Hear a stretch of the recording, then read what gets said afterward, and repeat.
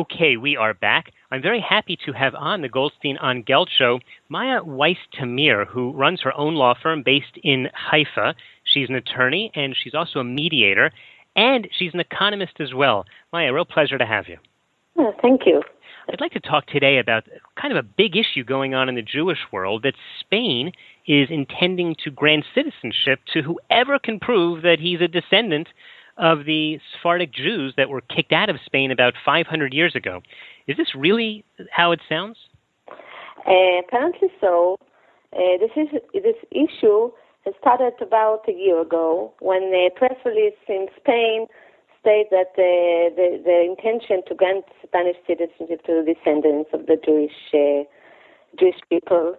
And meanwhile, a draft law was published, and early this June, this draft was approved by the Council of the Ministers in Spain, and we wait for the Parliament now that takes it up to further legislation, and hopefully this approval at the end.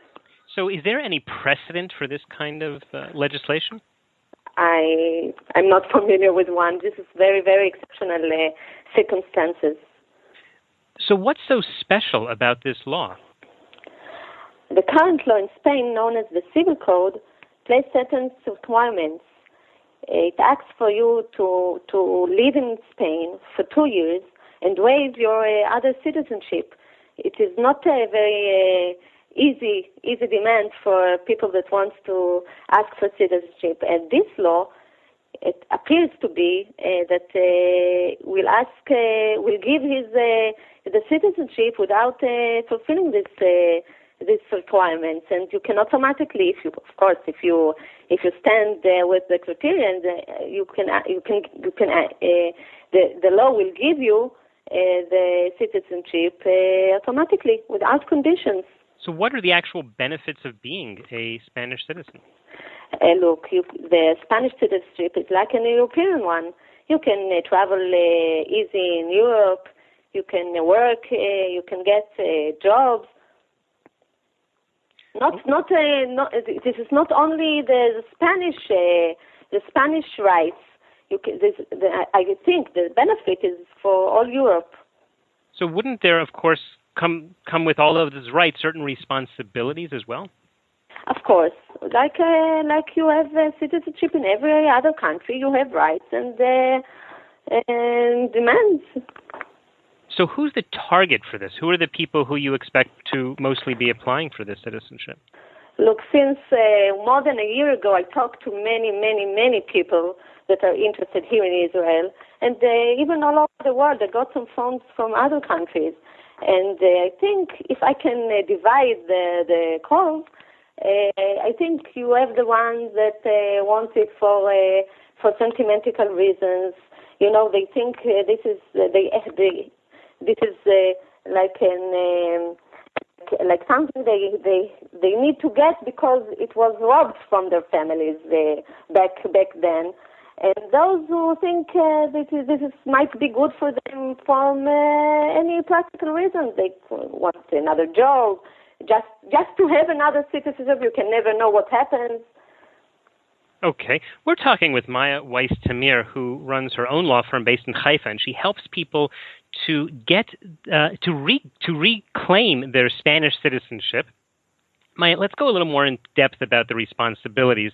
Last year, the Spanish government introduced reporting requirements for people who live in Spain who have assets outside of Spain. And a lot of people were complaining about that. Specifically, a lot of British people who have moved to Spain were a little shocked when all of a sudden they had to declare all of their assets to the Spanish government.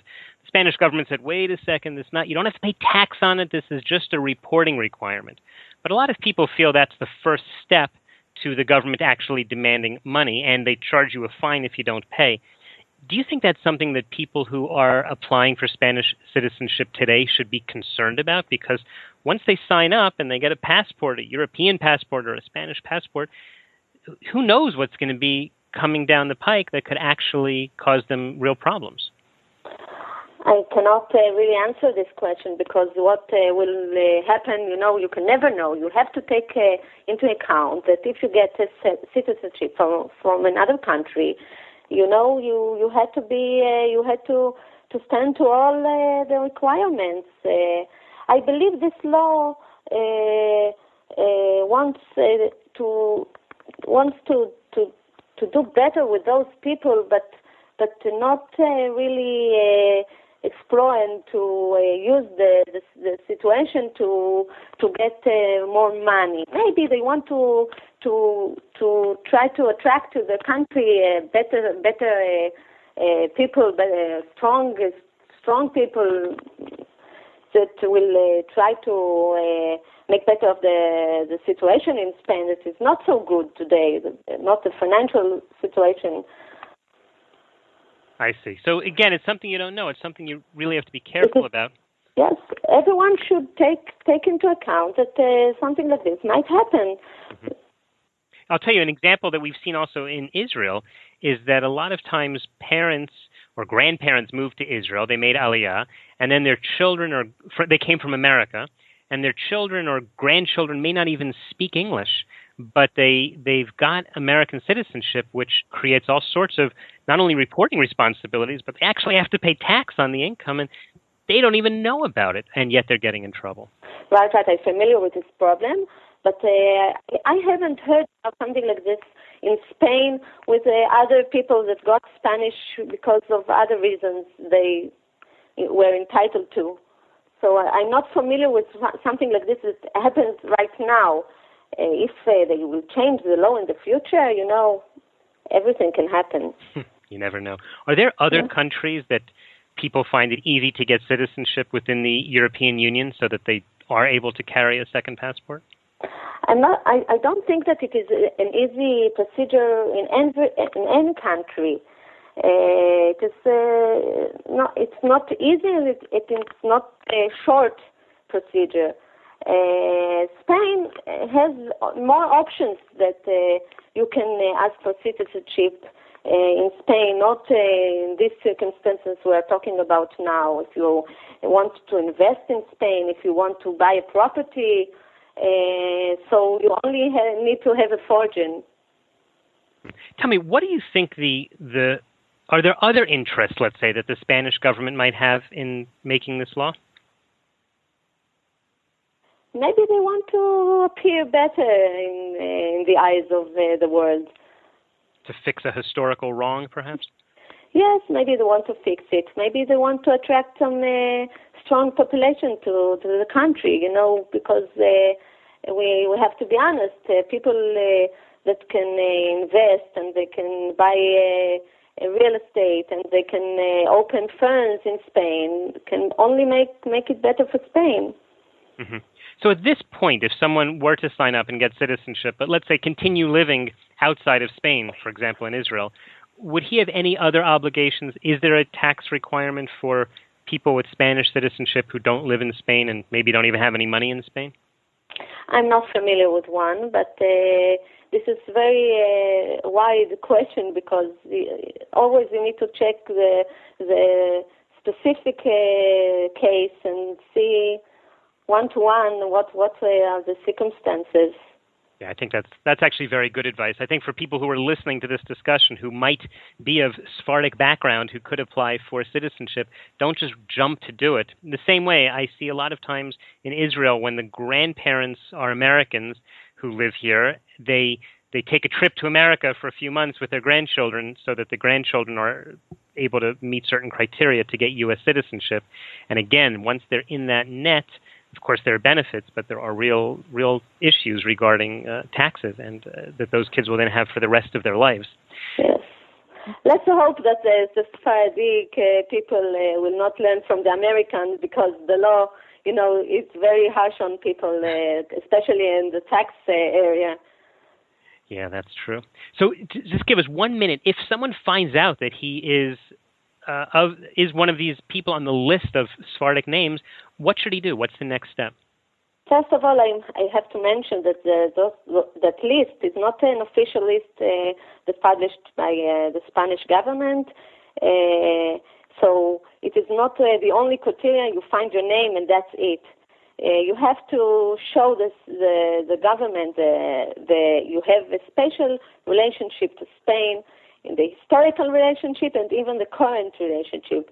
These days we know that they will want you to pass a test that they show them that not only your ancestors had the connection with Spain, also you love Spain, know facts about Spain, you have maybe a financial relationship with Spain, you know their customs and language. I see. So you really have to, it's a serious thing. This is not just a technical point where you are getting Spanish citizenship. No, not at all. You have to find papers and documents from past to show your region. You have to show them Jewish documents like Ketubah. Wow, there's a lot going on. Okay, well, it's certainly a revolution, I think, that we're seeing today that's allowing Jews to find their historical home from 500 years ago. We've been talking with Maya Weiss-Tamir, who's a lawyer who specializes in helping people deal with their potential new citizenship. Maya, in the last few seconds, just tell us, what's the best way to follow your work or to stay in touch with you? You can get in touch with me by email, and I give the information to everyone that wants to know more details, how we can forward this thing today before the law, so you will not be surprised, because this law will have an open door for 2 years to apply by this law. It is not much time to people that need to do a family research. I suggest they start now. Okay, that sounds great. And what we'll do, Maya, is we will put links to your email and to your website as well at the show notes of GoldsteinOnGelt.com. Maya Weiss-Tamir, thanks so much for your time. You're welcome. You've been listening to the Goldstein on Gelt show with international investment expert Doug Goldstein. If you'd like your questions answered on the air or off, go to www.goldsteinongelt.com or write to Doug directly at doug@profile-financial.com.